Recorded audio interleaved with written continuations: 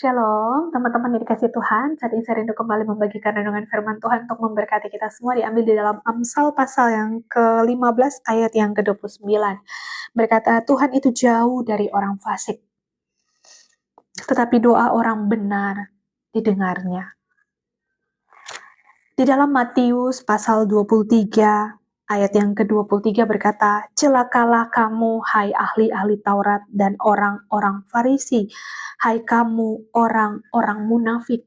Kenapa Tuhan berkata mereka orang-orang munafik? Karena di Matius 23 ayat 3 dikatakan, sebab itu lakukan dan peliharalah segala sesuatu yang mereka ajarkan kepadamu, tetapi jangan turuti perbuatan-perbuatan mereka, karena mereka mengajarkannya tetapi tidak melakukannya. Jadi di sini Tuhan mengajarkan kita untuk hidup di dalam takut akan Tuhan, untuk hidup di dalam kebenaran, untuk hidup di dalam ketaatan firman Tuhan. Kita tahu bahwa membenci itu dosa, tapi kita masih menyimpan kebencian. Kita tahu merokok itu salah, tapi kita masih merokok. Kita tahu minum minuman keras itu salah, tapi kita masih minum. Kita sudah ditegur melalui firman, sudah ditegur oleh hamba-hamba Tuhan yang kita dengar kebenaran firman yang disampaikan oleh mereka, tapi kita mengeraskan hati. Mungkin juga kita sudah ditegur oleh orang-orang terdekat kita, tapi kita masih mengeraskan hati. Tanpa kita sadari, Tuhan itu bukannya mau jauh dari kita, tapi kita yang menjauh dari Tuhan. Dengan perbuatan kita seperti itu, tanpa sadar, Tuhan itu jauh dari hidup kita. Oleh karena itu dikatakan, tetapi doa orang benar didengarnya, bukan doanya, bukan karena doanya dia didengar, tapi karena dia hidup di dalam kebenaran. Dia mau, sekalipun sulit, dia mau untuk melakukannya. Ketika kita disakiti oleh orang, tapi kita mau melepaskan pengampunan. Kita tahu itu berat, tapi kita melakukannya karena itu adalah perintah Tuhan. Kasihilah sesamamu seperti dirimu sendiri. Berbuat baiklah kepada orang yang menganiaya kamu. Itu perintah Tuhan. Berarti kita lagi hidup di dalam kebenaran. Kita lagi hidup di firman.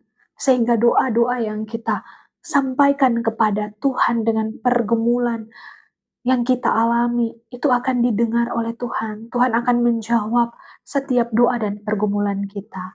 Jadi bukan saya yang berkata, Tuhan itu jauh dari orang fasik, tapi firman Tuhan yang berkata malam hari ini. Sakeus orang berdosa, si pemungut cukai yang memeras mungkin uang-uang dari orang miskin. Tapi ketika dia berjumpa dengan Tuhan, dia bertobat, dia mengalami perubahan hidup, dan dia berkata kepada Tuhan, dia akan mengembalikan 4 kali lipat dari orang yang pernah dia peras. Di sini firman Tuhan katakan, Tuhan itu jauh dari orang fasik. Tidak ditulis Tuhan itu jauh dari orang berdosa. Orang berdosa yang tidak tahu kebenaran, tetapi ketika diberitahukan kebenaran, dia mengalami perjumpaan dengan Tuhan dan dia mau berbalik dan bertobat. Tuhan akan hidup di dalamnya. Nah, orang fasik ini adalah orang yang sudah mendengarkan firman, orang yang berkali-kali ditegur, tapi mengeraskan hati untuk hidup di dalam kefasikannya. Jadi, malam hari ini kita diajarkan, marilah untuk hidup di dalam kebenaran, agar setiap doa-doa kita itu didengar oleh Tuhan. Memang butuh proses untuk hidup di dalam Tuhan. Tapi percayalah Tuhan yang akan memampukan. Jika masih ada hati yang tidak benar di hadapan Tuhan, kita datang ke Tuhan dan Tuhanlah yang akan membereskan hati kita. Tuhan yang akan memurnikan hati kita.